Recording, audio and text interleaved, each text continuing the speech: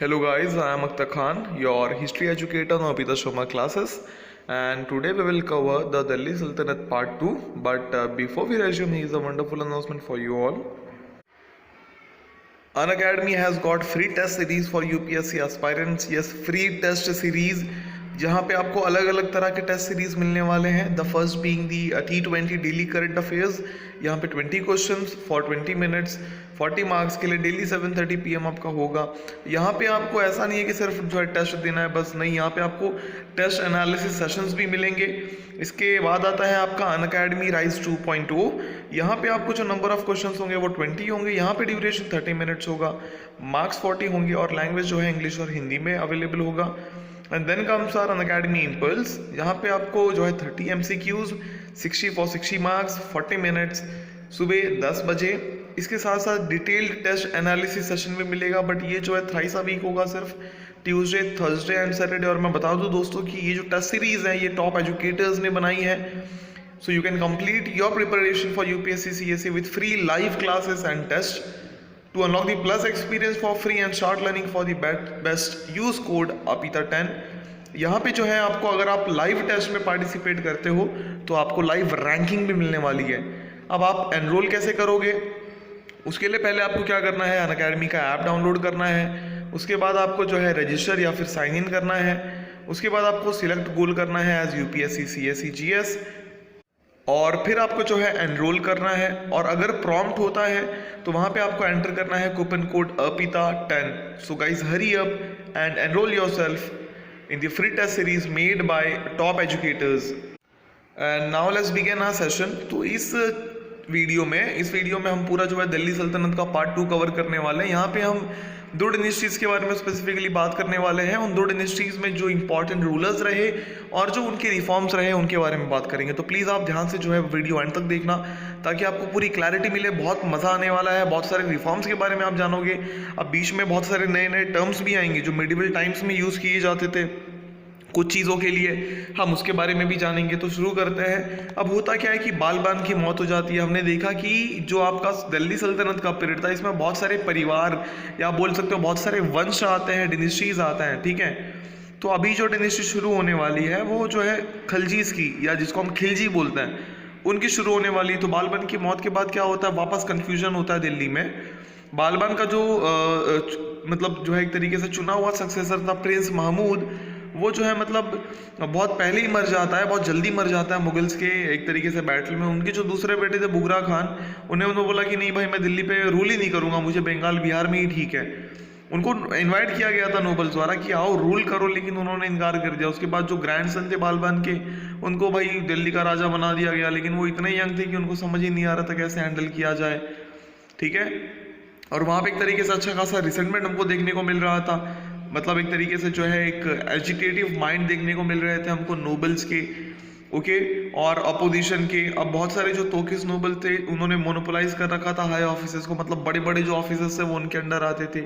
बहुत सारे नॉन तोक जैसे खलजीज, अब ये इंडिया आ चुके थे जब घुरीद का इन्वेंशन हुआ था, तब ये जो है इंडिया आ चुके थे.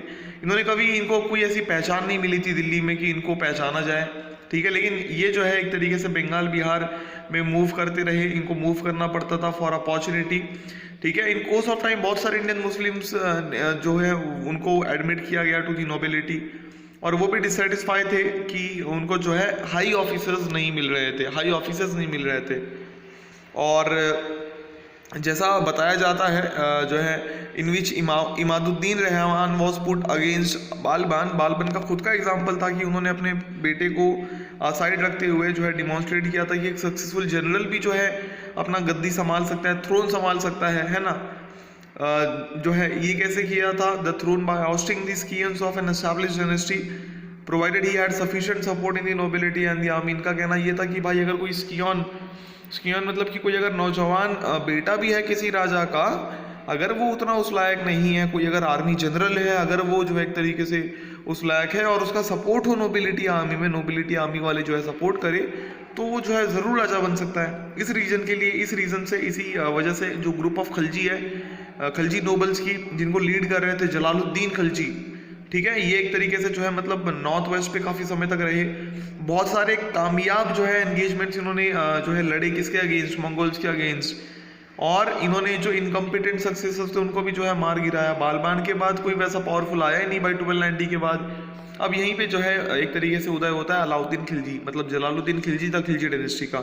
जलालुद्दीन खिलजी जो है काफ़ी ज़्यादा रूल नहीं करते, सिर्फ 6 सालों तक रूल करते मात्र। ठीक है। उसके बाद आते हैं अलाउद्दीन खिलजी। अलाउद्दीन खिलजी बहुत डेंजर होते हैं, अपने मूवी में इनको देखा ही होगा, पद्मावत। ये जो है बहुत ही ट्रेकरसली बाय मर्डरिंग हिज अंकल जो है ये अपने पावर में आते हैं। तो जलालुद्दीन खिलजी को मार के पावर में आते हैं। जब ये गवर्नर थे अवध, अलाउद्दीन जो है उन्होंने बहुत सारा पैसा इकट्ठा किया था, बहुत सारा शोहरत इकट्ठा किया था। बहुत सारे हार्श मेथड से अलाउद्दीन खिलजी ने जो है नोबल्स को एक घुटने टिकवा दिए थे, आप ये बोल सकते हो। समझ में आ रहा है, उनको सब सर्वेंट कर दिया था, मतलब एक तरीके से अपना सर्वेंट बना लिया था, उनको अपने से नीचे कर दिया था। अब कोई भी ऐसा एक तरीके से रेबेलियन जो है उनके लाइफ टाइम में नहीं हुआ, लेकिन लॉन्ग रन में देखा जाए उनका मेथड कहीं ना कहीं हानिकारक साबित हुआ उनके डायनेस्टी के लिए। अलाउद्दीन खिलजी के मौत के बाद 1316 में उनके जो फेवरेट थे मलिक कफूर, उन्होंने उनके छोटे बेटे को तो राजा बनाया, लेकिन दूसरे को जो है जेल में डाल दिया। ठीक है, without encountering any opposition from the nobles. समझ में आ रहा है, कोई अगर अपोज भी कर रहा है उसको ध्यान ना देते हुए ये सारी चीजें कर दी। अब जैसे ही कफूर को मारा गया, पैलेस गार्ड्स ने कफूर को मार दिया, और एक हिंदू कंवर्ट जो है खुसरो, उनको थ्रोन मिल जाता है भाई। 1320 में क्या होता है कि एक ग्रुप ऑफ ऑफिसर्स जिनको लीड करते हैं घियासुद्दीन तुगलक, वो जो है रिवोल्ट भाई कर देते हैं, एकदम खुलेआम जो है चुनौती देते हैं, आंदोलन कर देते हैं, और वो जो है बहुत बड़ा रेबेलियन कर देते हैं वहाँ पे। और एक हार्ड फॉर्ट बैटल में जो कैपिटल के बाहर हुआ था, खुसरो को ख़त्म कर दिया जाता है। खुसरो के ख़त्म से होने से ही तुगलक की शुरुआत होती है। घियासुद्दीन तुगलक जो थे उन्होंने एक नई डायनेस्टी एस्टैब्लिश की जिसने 1412 एडी तक रूल किया था। तुगलक्स जो है, तुगलक्स ने 3 बहुत ही कॉम्पिटेंट रूलर्स दिए थे। सबसे पहले घियासुद्दीन जो तुगलक थे, ठीक है, उनके बेटे मोहम्मद बिन तुगलक, ओके, और उनके जो नेफ्यू थे फिरोज शाह तुगलक। ये 3 काफ़ी कॉम्पिटेंट रूलर माने जाते हैं। हम पहले जो है एक तरीके से एग्जामिन करेंगे कि कैसे दिल्ली सल्तनत को एक्सपांड किया गया और क्या इंटरनल रिफॉर्म्स हो रहे थे सल्तनत में, ठीक है, और कौन से फैक्टर्स की वजह से दिल्ली सल्तनत टूट पड़ा। ये 3-4 एस्पेक्ट्स के बारे में हम आगे जो है देखने वाले। सबसे पहले एक्सपांशन की बात करते हैं, कैसे दिल्ली सल्तनत को और फैला दिया गया। हमने देखा कि ईस्टर्न राजस्थान और जिसमें अजमेर और कुछ नेबरिंग टेरिटरीज आ चुके थे वो दिल्ली सल्तनत के कंट्रोल में थे, ठीक है, फ्रॉम द टाइम ऑफ बालबान। लेकिन अब बालबान के टाइम से रणथंभौर जो एक बहुत पावरफुल राजपूत स्टेट था वो उनके कंट्रोल से बाहर निकल चुका था। अब यहाँ पे जो है लड़ाई चलती है रणथंभौर के लिए। हमने ये भी देखा था कि कैसे वो जो है अपना एक्सपांशन का ये करते, अपना तैयारी करते हैं। अब इस समय क्या था ना, मलवा, गुजरात, देवगिर, ये जो है कौन रूल कर रहा था इनको, राजपूत डायनेस्टी। अच्छा, देवगिर क्या है आपका, देवगिर आज का दौलताबाद है, महाराष्ट्र का एक रीजन है। अब इस टाइम पे इन इलाकों में राजपूत जो है एक तरीके से अपना, राजपूतों ने अपना झंडा लहरा रखा था। बहुत सारे जो आपके जो है यहाँ पे आए थे, ठीक है, ये एग्जिस्टेंस में थे towards the end of the 12th and beginning of the 13th century. अब जो तोकिश रूलर थे उनका एक तरीके से काफ़ी स्ट्रॉन्ग रीजन था, मतलब बहुत सारे कारण थे मलवा गुजरात को कब्जा करने के लिए। अब ये फर्टाइल और पॉपुलस ही नहीं थे, बल्कि यहाँ पे जो है जो इस पे कब्जा कर लेता वो सी पोर्ट पे अपना कंट्रोल जमा लेता। ट्रेड रूट भी गंगा वैली का जो है यहीं से जुड़ा हुआ था। जो ओवरसीज ट्रेड होते थे गुजरात पोर्ट से, उससे बहुत सारा सिल्वर गोल्ड आता था जो रूलर के खाते में जाता था। तो यहाँ पे तो भाई करना था ही बिल्कुल। और पहले ही इन्होंने प्लान बना लिया, 1299 अर्ली में ही जो है ये आर्मी को भेजा जाता है। 2 नोटेड जनरल्स, अलाउद्दीन खिलजी के 2 नोटेड जनरल्स के अंडर, जो मार्च करते हैं गुजरात के अगेंस्ट राजस्थान से होते हुए। अगर आप मैप में देखोगे तो पहले आपका राजस्थान आता है and then comes to Gujarat, ठीक है। ये जो है अपना जैसलमेर को भी अपने कब्जे में कर लेते हैं। गुजरात रूलर रायकरण को मालूम पड़ता है, वैसे ही तुरंत भागता है वहाँ से। चीफ सिटीज जो गुजरात की रहती है इंक्लूडिंग अनहिलवाड़ा, और बहुत सारे ब्यूटीफुल बिल्डिंग्स, टेम्पल्स जो सदियों से बने हुए थे उनको खराब पूरा मतलब एक तरीके से डिस्ट्रॉय कर दिया गया।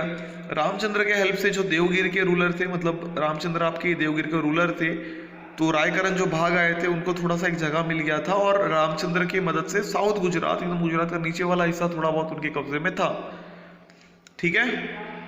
और इसी वजह से एक और चीज क्या होती है कि अब देवगिर जो कि इनको जगह दे के रखते हैं, भाई देवगिर की भी लड़ाई हो जाती है दिल्ली से। अब दिल्ली वाले जो है देवगिर के पीछे भी पड़ जाता है। अब राजस्थान में कैसा होता है, गुजरात को अपने कब्जे में करने के बाद अलाउद्दीन अपना ध्यान पूरा राजस्थान की तरफ लेके जाते हैं। जो पहली चीज़ जो है अटेंशन पाई थी जिसने अलाउद्दीन की, वो थी रणथंबोर, जिसपे जो है पृथ्वीराज के सक्सेसर्स रूल कर रहे थे। ठीक है, उनके रूलर जो थे हमीर देवा, उन्होंने बहुत सारे वॉर लाइक एक्सपीडिशंस किए थे, मतलब बहुत सारे वॉर जैसे जो है ऑपरेशंस किए थे अपने आजू बाजू पड़ोसियों के साथ। अलाउद्दीन ने अपना जो है ध्यान राजस्थान के बाद, मतलब अब इसको तो पूरा अपने कब्जे में कर लिया, रणथंबोर को अपने कंट्रोल में, उसके बाद चित्तौड़ पे आता है। ठीक है, तो रणथंबोर के बाद चित्तौड़ जो है मतलब एक तरीके से बहुत पावरफुल स्टेट था, तो अलाउद्दीन के लिए तो भाई ज़रूरी था कि वो उस पर कब्जा कर ले। और एक पॉपुलर लीजेंड भी है ऐसा कि बोला जाता है कि मतलब अलाउद्दीन ने चित्तौड़ अटैक किया था क्योंकि वो जो है मतलब पद्मिनी को एक तरीके से जो है ये करना चाहते थे। वो उनको पद्मिनी से थोड़ा लगाव था। पद्मिनी कौन थी आपकी? एक बहुत ही खूबसूरत क्वीन थी रतन सिंह की। ये अभी हिंदी पोएट मलिक मोहम्मद जैसी के हिसाब से है। अलाउद्दीन ने बहुत ही क्लोजली जो है एक तरीके से इन्वेस्ट किया चित्तौड़ में। एक बहुत ही वेलियंट रेजिस्टेंस के बाद कुछ महीनों को जो है कुछ महीने घेरे रखने के बाद अलाउद्दीन ने जो है पूरे फोर्ट स्टॉर्म किया और अपने कब्जे में जो है ले लिया। अब यहाँ पे जो राजपूत एक तरीके से इनके कंट्रोल में आ गए थे, जिनको कैप्चर कर लिया गया, तो उन्होंने जौहर परफॉर्म किया। जौहर यहाँ पे ध्यान रखना, अब जौहर का मतलब क्या है?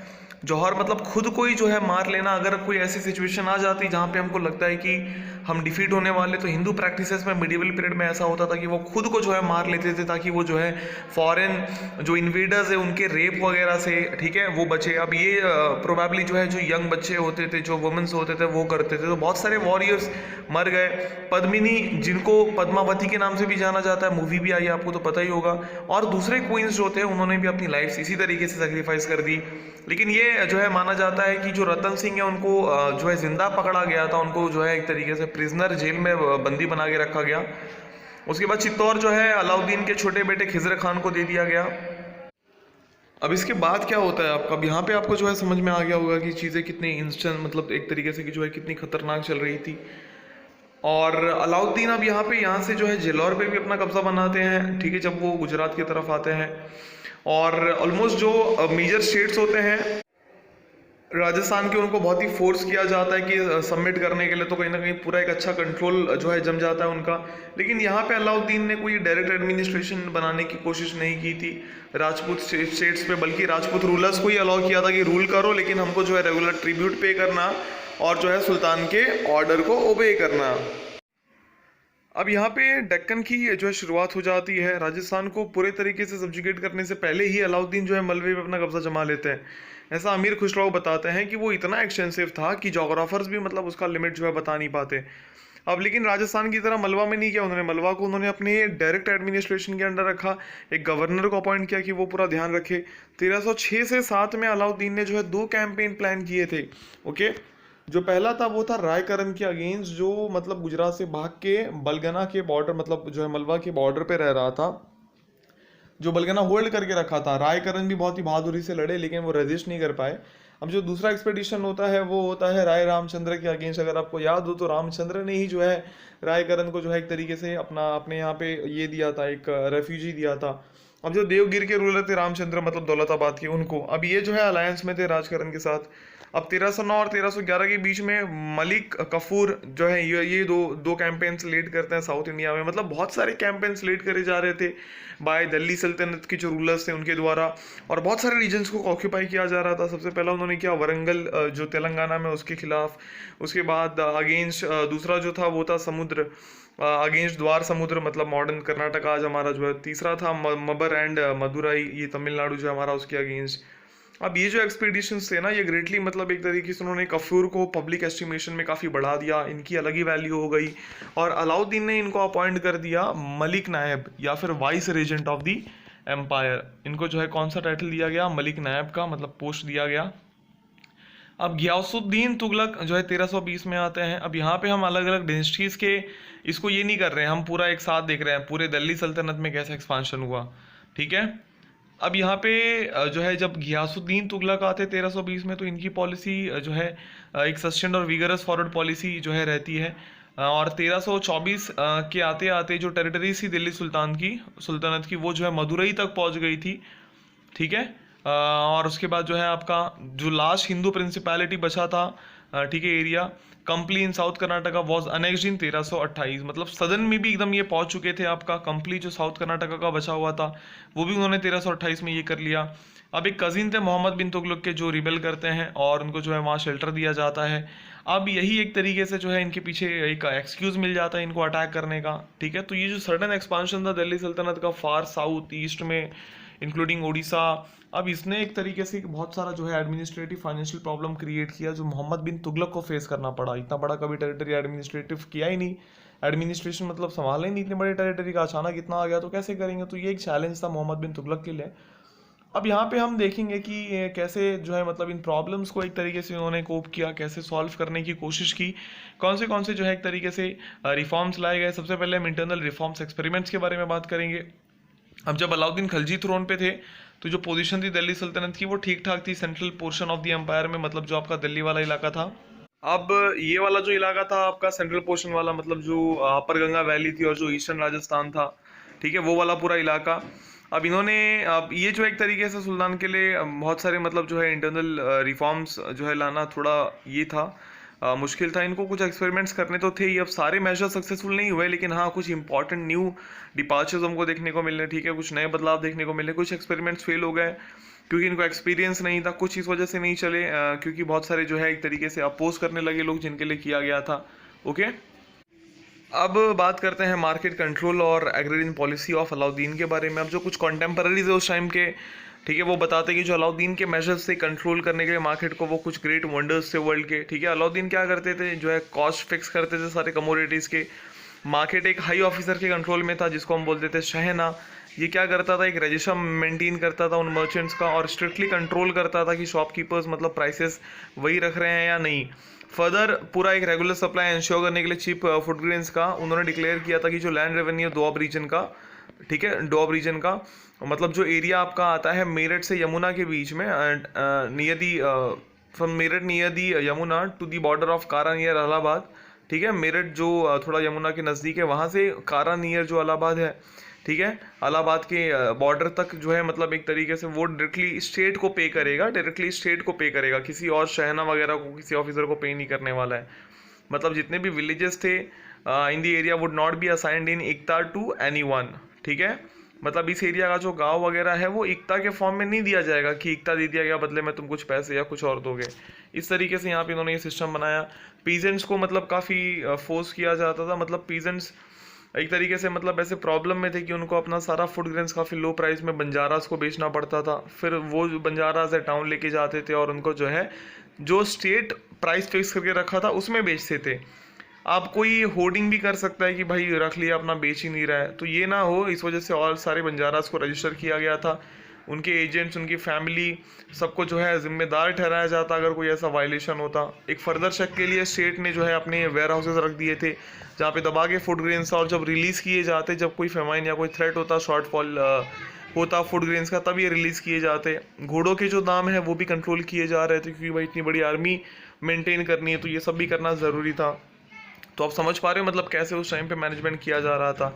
जो पोजीशन थी हॉर्सेस के सप्लाई की वो इम्प्रूव हो गई जब गुजरात को इन्होंने कंट्रोल में लाया, अपने अच्छे क्वालिटी के हॉर्सेस जो है इनको मिलने लगे। अब जो अच्छे क्वालिटी के हॉर्सेस हैं इसके साथ साथ वो सिर्फ स्टेट ही मतलब ले सकता है, स्टेट मतलब सिर्फ गवर्नमेंट ले सकती है। जो प्राइसेस होते थे इन कैटल के और स्लेव्स के, इनको भी स्ट्रिक्टली रेगुलेट किया जाता था। अब ये दिखाता है हमको कि स्लेवरी मेडिवियल इंडिया में भी एक्सेप्टेड था और नॉर्मल था, और जो फीचर जो है एक तरीके से नॉर्मल फीचर था। अब जो प्राइस थे हॉर्सेस के ये भी जो है एक तरीके से कंट्रोल की जाती थी क्योंकि भाई इतना बड़ा आर्मी हमको मेंटेन करना है तो घोड़ों का भाई प्राइस तो होना चाहिए ठीक ठाक, नहीं तो हम ज़्यादा घोड़े नहीं रख पाएंगे, ज़्यादा घोड़े नहीं ज़्यादा आर्मी नहीं। अब जो पोजीशन थी सप्लाई ऑफ हॉर्सेस की, मैंने जैसा बताया आपको कि गुजरात के, इसके बाद जो है ये होने लगी। अच्छा ये मैंने समझा दिया शायद। अब एग्रीरियन रिफॉर्म्स के बारे में ज़रा पढ़ते हैं। अब मार्केट कंट्रोल तो ठीक है, लेकिन अलाउद्दीन ने बहुत सारे स्टेप्स लिए कि लैंड रेवेन्यू एडमिनिस्ट्रेशन में कौन से बदलाव लाए जाने चाहिए ताकि चीज़ें और अच्छी हो। तो सबसे पहले जो मुनाक सल्तनत के थे, ये सबसे पहले मुनाक थे सल्तनत के जो दोआब रीजन में लैंड रेवेन्यू को एक तरीके से जो है असेस करते हैं on the basis of measuring the land under cultivation. तो जितना ज़मीन खेती में है उनके हिसाब से लैंड रेवेन्यू तय किया जाता था। तो ये इम्प्लाई कर रहा था कि जो रिच और पावरफुल है विलेजेस में, जिसके पास ज़्यादा लैंड है, वो अपना बर्डन जो है पुअर को दे सकते हैं क्या? नहीं। ठीक है। बरानी यहाँ पे लिखते हैं, बरानी से हमको बहुत सारी चीज़ें मालूम पड़ती है। ज़ियाउद्दीन बरानी आपकी हिस्टोरियन थे मिडिवल इंडिया के। ये लिखते हैं कि जैसा ऊपर मेंशन किया गया, ये सिर्फ जो है हिंदूज के अगेंस्ट नहीं था, ठीक है। मतलब सॉरी, ये जो है हिंदू के अगेंस्ट ही था, ठीक है। Above were directed solely against the Hindus, mostly merchants. जो ज़्यादातर मर्चेंट्स होते थे, अब मर्चेंट्स उस टाइम पे ज़्यादातर हिंदूज मतलब ऐसे होते थे, लेकिन हार्डली ऐसे इसको एक सोशलिस्टिक मेजर कंसिडर किया गया। ये बेसिकली इसलिए डिज़ाइन किया गया था ताकि कोई इमरजेंसी सिचुएशन आए तो हम उसको फेस कर सके। अब जो डेंजर मंगोल्स ने कर रखा था, यही आपकी इमरजेंसी सिचुएशन थी, ठीक है। तो परहैप्स इनके लिए अच्छा होता कि अलाउद्दीन जो है मतलब जो एसेंशियल कमोडिटीज़ हैं उनको कंट्रोल करते हैं ना, जैसे फूड ग्रेन्स वगैरह, लेकिन सारे कमोडिटीज़ के प्राइस कंट्रोल किए जा रहे थे, जिस वजह से जो मार्केट रेगुलेशन था अलाउद्दीन का वो तुरंत ख़त्म होता है जैसे उनकी मौत हो जाती है, ठीक है। तो लेकिन ये है कि मतलब उन्होंने और भी बहुत सारे गेन्स किए थे। बरानी हमको ये भी बताते हैं कि जो रेगुलेशंस अलाउद्दीन ने लगाए थे ये इसलिए किया गया था ताकि वो एक जो है एफिशिएंट केवलरी ला सकें, जिससे वो जो है अपने मंगोल जो इन्वेडर्स आ रहे हैं उनको हरा सके, समझ में आ रहा है, और उनको जो है भगा सके इंडस के बियॉन्ड। समझा आप लोग को यहाँ तक? आगे बढ़ते हैं। अब यहाँ पे हम बात करते हैं मोहम्मद बिन तुगलक की। अब अलाउद्दीन खलजी के बाद कोई अगर जो है रिमेंबर करने लायक है वो आपके मोहम्मद बिन तुगलक। इन्होंने बहुत सारे बोल्ड एक्सपेरिमेंट किए थे और एक अच्छा खासा इंटरेस्ट दिखाया अपना एग्रीकल्चर में। कुछ तरीके से मोहम्मद बिन तुगलक एक रिमार्केबल रूलर भी रहे अपने एज के, लेकिन बहुत सारे एक्सपेरिमेंट्स उनके फेल हो गए, ठीक है। और उनको जो है डब किया जाता है as an ill starred idealist. अब जो सबसे कंट्रोवर्शियल स्टेप था मोहम्मद तुगलक ने लिया था वो जो है अपने असेशन के बाद वो था आपका transfer of capital from Delhi to Devagiri. ये ऐसा लगता है कि सुल्तान चाहते थे कि देवगिर को दूसरा कैपिटल बनाया जाए ताकि जो है साउथ इंडिया अच्छे से वो कंट्रोल कर पाए।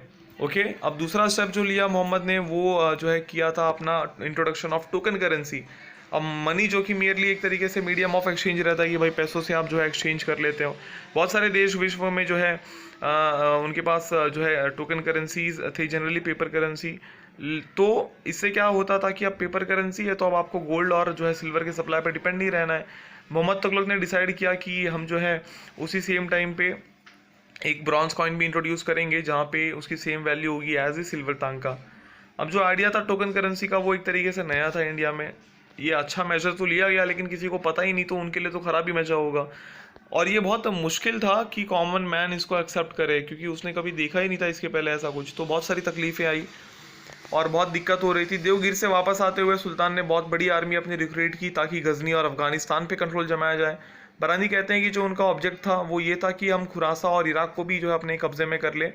अब जो इफेक्ट था खुरासा प्रोजेक्ट का उसको एग्जैजरेट नहीं करना चाहिए हमको, कराची एक्सपेडिशन से ये नहीं करना चाहिए। कराची एक्सपेडिशन आपका हिमालय की तरफ हुआ था, ठीक है, कुमाऊं हिल्स वगैरह में। कुछ सक्सेस के बाद आर्मी ज़्यादा जो है दूर नहीं जा पाती है। अब हिमालय आपको पता ही है कि कितना इनहॉस्पिटेबल रीजन है, खतरनाक रीजन है। तो हमको ये बताया जाता है कि करीब 10,000 की आर्मी गई थी लेकिन सिर्फ 10 लौटे थे, ऐसा सिचुएशन था वहाँ पे। अब जो एफेक्ट्स था खुरासा प्रोजेक्ट का वो हम ज़्यादा एग्जैजरेट ना करते हुए, अब यहाँ पे हम बात करते हैं कुछ अग्रेरियन रिफॉर्म्स और नोबिलिटी के बारे में। मोहम्मद तुगलक ने आपके बहुत सारे अग्रेरियन रिफॉर्म्स और ये जो है चेंजेस किए थे। अब नोबिलिटी में भी जो है थोड़े बदलाव लाने की कोशिश की थी। नोबिलिटी आपकी जो है सबसे अपर क्लास थी, ठीक है, नोबल्स का मतलब यही था हर जगह। मोहम्मद तुगलक ने बहुत सारे मेजर्स लिए थे ताकि एग्रीकल्चर को जो है इम्प्रूव किया जाए, और ये ज़्यादा जो है किया गया था दोआब रीजन में, मतलब यमुना जो आपका मेरठ वाला इलाका है और इलाहाबाद के बीच का जो इलाका है वहाँ पे। मोहम्मद तुगलक जो है अलाउद्दीन खलजी के पॉलिसी में बिल्कुल भी बिलीव नहीं करते थे, ठीक, कि मतलब जो है खुद और मुकद्दम्स को कम किया जाए। ये हेडमैन होते थे, जैसे सरपंच होता है ना गाँव का, वैसा, ठीक है। तो भाई खलजी का ये था कि इनको भी जो है काम कल्टीवेटर बना दो, लेकिन इनका जो है सोचना बिल्कुल अलग था मोहम्मद तुगलक का। शुरुआत से ही मोहम्मद तुगलक ने जो है काफ़ी सीरियस पीजेंट रेबेलियन हमको देखने को मिले गंगेटिक डोब में, मतलब बहुत सारे किसानों ने बहुत बार आंदोलन किया है। हिस्टोरियंस भी ये ओपिनियन है कि जो है ट्रबल तब स्टार्ट हुई जब ओवर एसेस किया गया ज़्यादा। अब जो शेयर था स्टेट का वो ज़्यादातर जो है मतलब जैसे पहले जो है हाफ था मतलब अलाउद्दीन के टाइम, ठीक है, तो वो आर्बिट्रली फिक्स किया गया था, बल्कि एक्चुअल प्रोड्यूस पे जो है फिक्स नहीं किया गया था। अब प्राइसेस को आर्टिफिशियली फिक्स भी किया जा सकता है, ठीक है, by for converting the produce into money, कि भाई अब जैसे अगर आपको पैसों की ज़रूरत है, भले वो कोई चीज़ है, फूड ग्रेन है, कोई प्रोडक्ट है, उसका भले उतना कुछ दाम ना हो, लेकिन आपको जो है भाई प्रोड्यूस चाहिए ही नहीं, आपको पैसे चाहिए, तो आपने उसका मनी फिक्स कर दिया है। इसकी वजह से जो है काफ़ी फेमाइन हमको देखने को मिला, ठीक है, जो करीब हाफ अ डजन ईयर्स रहा, ठीक है। हाफ अ डजन ईयर में फ्रीक्वेंट फेमाइंस देखने को मिले, जिससे हालत और ख़राब हो गई, ठीक है। और बाद में मुगल मोहम्मद तुगलक ने जो है एक अपना ये क्या स्कीम लॉन्च किया ताकि हम और कल्टीवेशन को इम्प्रूव कर सके दोआब रीजन में। उन्होंने एक सेपरेट डिपार्टमेंट जो है लगा दिया, दीवानी अमीरी को ही। अब ये एरिया डिवाइडेड था ये डेवलपमेंट ब्लॉक्स में, ठीक है, जिसके ऑफिशियल होते थे, मतलब जिसके हेड होते थे कुछ ऑफिशियल, ठीक है, जिनका काम ये था कि वो भाई लोन देते जाए कल्टीवेटर्स को ताकि खेती बढ़ जाए। जो फेमाइन वाला सिचुएशन था उसको देख के ये किया गया था। स्कीम बहुत बुरे तरीके से फेल होती, क्योंकि जिनको जिम्मेदारी दी जाती है लोन देने की वो उल्टा ही कुछ कर रहे थे। किसान को ना देके लोन, वो खुद अपने लिए जो है पैसा यूज़ कर रहे थे। बहुत सारा पैसा जो है इन्होंने दे दिया, लेकिन बहुत सारा पैसा वहाँ पे किसानों को नहीं मिला। करप्शन आप बोल सकते हो। मोहम्मद तुगलक जो है एक तरीके से मरते हैं, तब तक जो है फिरोज सारा लोन्स ऐसे ही माफ़ कर देते हैं, ठीक है। लेकिन जो पॉलिसी एक तरीके से मोहम्मद तुगलक ने एडवोकेट की थी कल्टीवेशन को इम्प्रूव करने के लिए, वो गुम नहीं हुई थी, वो लॉस नहीं हुई थी। फिरोज ने अभी जिम्मेदारी ले ली, और and even more vigorously later on by Akbar, और इसको और अच्छे तरीके से अकबर ने भी लिया था, ठीक है। अब यहाँ पे थोड़े बदलाव करने ज़रूरी थे, बाकी पॉलिसीज़ बहुत ज़्यादा ख़राब नहीं थी। अब जैसे लोन वाला था तो वहाँ पे अगर उन्होंने थोड़ा मॉनिटर किया होता तो चीज़ें सही होती शायद। दूसरा प्रॉब्लम मोहम्मद तुगलक को जो फेस करना पड़ा था वो था प्रॉब्लम ऑफ नोबिलिटी। अब जो है आपके जो चहलगनी तोक्स थे, जो खलजीज थे, जिनका राइज था, ठीक है, तो चहलगनी तोक्स का एक डाउनफॉल देखने को मिला। ये नोबिलिटी थे, नोबल्स थे, अपर क्लास। अब नोबिलिटी दरअसल आपकी जो है मतलब अलग अलग कास्ट से ड्रॉ किए जाने लगे, ठीक है। मोहम्मद तुगलक एक स्टेप और आगे चले जाते हैं। वो जो है मतलब ऐसा नहीं है कि जो नोबल फैमिलीज का है सिर्फ उन्हीं को जो है एंटरटेन करेंगे, बल्कि जो बार्बर है, नाई जो है, कुक मतलब खाना बनाने वाला, वीवर, वाइन मेकर, सबको उन्होंने जो है एक तरीके से नोबिलिटी में जगह दी थी। इस तरीके से जो रेन था मोहम्मद बिन तुगलक का, वो एक तरीके से जो है एक अलग ही मतलब यहाँ से एक जो है दिल्ली सल्तनत का डिसइंटीग्रेशन स्टार्ट होता है because of this some reason. इसको भी थोड़ा एक रीज़न समझा जाता है कि यहीं से जो है आपका दिल्ली सल्तनत का डिसइंटीग्रेशन स्टार्ट होता है। अब मोहम्मद तुगलक के लेटर हाफ रेंज में वहाँ पे बहुत सारे रेबेलियंस हमको देखने को मिले एम्पायर के अलग अलग पार्ट्स में। अब रेबेलियंस बहुत सारे एम्बिशियस नोबल्स कर रहे थे, पर्टिकुलरली जो आउटलाइंग एरियाज था वहाँ पे, ठीक है। अब मोस्ट केसेस में क्या हो रहा था, सुल्तान एक तरीके से सप्रेस ही नहीं कर पा रहे थे इनको, ठीक है। और कहीं कहीं पे वो सप्रेस कर पा रहे थे अपने, लेकिन सेंट्रल आर्मी के हेल्प से, ठीक है, और कुछ बैंड ऑफ लॉयल नोबल्स की वजह से। अब मोहम्मद तुगलक की जो डिफिकल्टीज थी वो बहुत सारी थी। रेबेलियंस जो है एक के बाद एक दूसरे जगहों पे होने लगे एम्पायर में। बंगाल में माबर मतलब तमिलनाडु, वरंगल, कंपिली कर्नाटका में, वेस्ट बंगाल, अवध, गुजरात, सिंध, बहुत सारे जगहों पे जो है ये आंदोलन होने लगे। कुछ को वो सप्रेस कर पाते लेकिन बहुतों को नहीं कर पाते। अब यहाँ पे आपका शुरू होता है डिसइंटीग्रेशन और डिक्लाइन ऑफ दिल्ली सल्तनत। अब यहाँ पे फिरोज और सक्सेसर्स की बात करेंगे क्योंकि इसी समय जो है ये हमको डिक्लाइन देखने को मिलता है। अब मोहम्मद तुगलक की जो पॉलिसी रहती है उसने एक डीप डिसकंटेंट क्रिएट किया था नोबल्स में। उनकी जो पॉलिसी थी ना, सिर्फ नोबल्स को ही परेशानी नहीं बल्कि आर्मी भी तकलीफ में आ गई थी। अब यहाँ पे वो मुस्लिम थियोलॉजियन से भी लड़ गए थे, मतलब जो मौलवी लोग थे उस समय, जो इस्लाम विचारधारा के लोग थे। सूफी संत से भी जो है मतलब एक तरीके से ये थे, ठीक है, जो वेरी इन्फ्लुएंशियल थे, उनसे भी क्लैश हो गया था। तो उसके एक्सेशन के बाद फिरोज तुगलक को बहुत प्रॉब्लम फेस करनी पड़ी, जैसे जो ब्रेकअप हो रहा था दिल्ली सल्तनत का। अब ये जो है भाई हाई नोबल्स थे, है ना, नोबिलिटी क्लास थी। अब यहाँ पे इनको पकड़ के रखना जरूरी था। अब यहाँ पे इन्होंने पॉलिसी जो है कुछ उल्टी अपना ली भाई, एकदम पीछे ही पड़ गया नोबल्स के। अपीज करने लगे, प्लीज करने लगे, उनको समझ में आ रहा है। अब आर्मी थियोलॉजियंस यहाँ पे जो है अब अपनी जो कि जो अथॉरिटी है जो असर्ट करते थे कुछ एरियाज में, वो उनको इजीली एडमिनिस्टर किया जा सकता था सेंटर से, और यहाँ पे इनको यही कोशिश करनी चाहिए थी। लेकिन इन्होंने जो है उल्टा ही कर दिया। इन्होंने हार्श पॉलिसीज को जो है बदल के एकदम एक तरीके से प्यार वाली पॉलिसी, प्यार का मतलब जो है एक तरीके से भीख वाली पॉलिसी, कि भाई भीख मांग रहे हैं, हाथ जोड़ रहे हैं, जो है रिक्वेस्ट कर रहे हैं, वो वाली पॉलिसी आ गई थी। अब इससे नोबिलिटी जो है एक तरीके से हेरिडिटरी बन चुकी थी। एकता भी उनको रिटर्न मिल गया था। फिर उसने सारे प्रैक्टिसेस जो नॉबल्स को टॉर्चर करने के प्रैक्टिसेस थे वो भी बंद कर दिए। उसके बाद जो ऑफिशियल्स थे, ठीक है, तो अगर कोई जो है अब उनको बहुत सारे छूट दिए जाने लगे, जैसे एकता में अगर कोई थोड़ा बहुत दिक्कत आता तो भी उसको ये कर देते। लेकिन लॉन्ग रन में देखा जाए तो ये पॉलिसी अच्छी थी क्या? बिल्कुल बेकार थी।